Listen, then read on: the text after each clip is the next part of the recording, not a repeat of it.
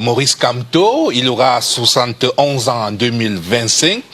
Il était le deuxième à la dernière élection présidentielle avec 14,23% des voix, soit plus de 503 000 voix Camerounais qui ont voté en sa faveur.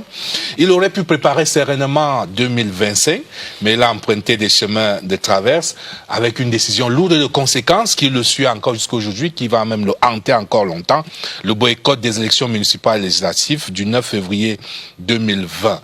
Et cela a des conséquences, notamment sur la possibilité d'être candidat à l'élection présidentielle en 2025 si le calendrier électoral n'est pas inversé.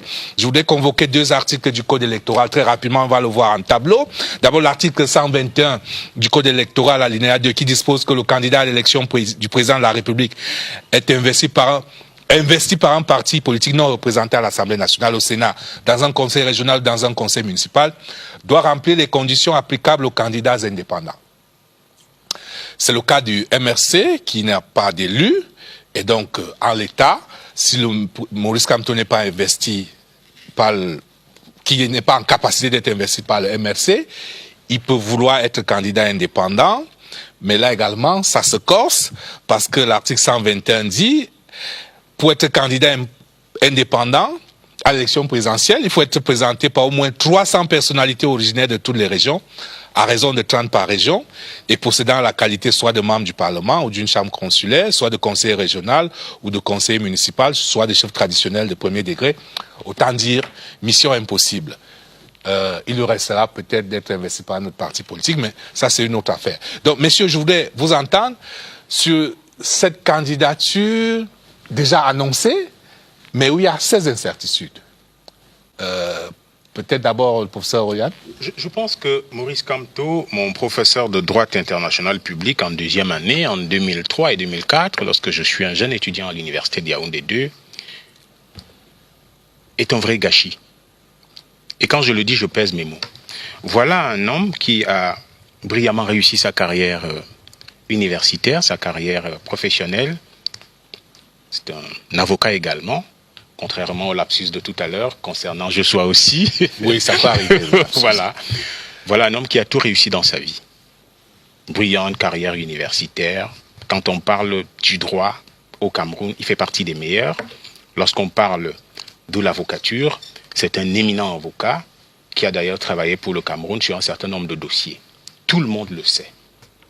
Voilà quelqu'un qui, en 2018, aurait pu véritablement représenter une alternative pour 2025.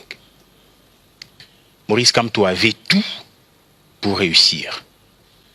Maurice Kamto avait la formation politique pour réussir.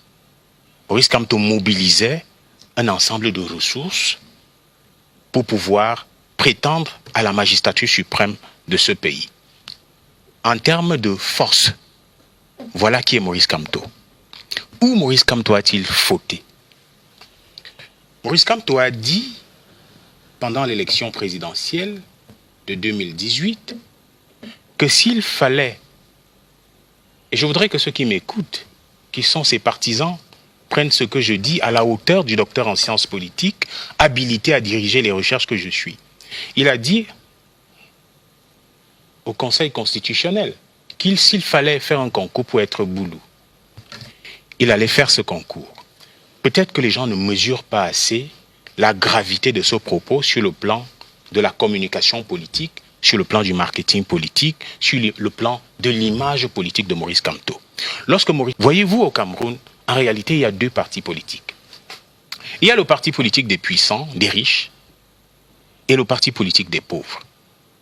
Donc, à partir du moment où Maurice Kamto a tenu ce propos devant les honorables membres du Conseil constitutionnel, il a échoué et il s'est mis lui-même, il s'est tiré lui-même une balle dans le pied en compromettant sa carrière politique. Je finis en disant que Maurice Kamto n'est cependant pas fini. Il a toujours la capacité de mobiliser, pour ne pas dire de remobiliser.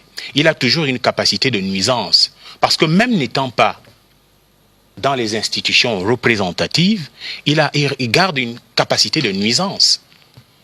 N'oubliez pas que Maurice Kamto impose à travers son action politique, à travers ses lieutenants, un certain agenda politico-médiatique. Les thèmes qui sont développés par son laboratoire politique sont généralement imposés dans une certaine classe médiatique. Laquelle classe médiatique relaie systématiquement ces thématiques, et cela signifie que c'est quelqu'un qui est respecté, c'est quelqu'un qui est d'une certaine manière aimé, c'est quelqu'un qui peut toujours mobiliser. Donc il faut pas enterrer Maurice Kamto d'aussitôt. Michel Roger? Moi, je vais dire... Il peut renaître de ses cendres? Ça serait assez compliqué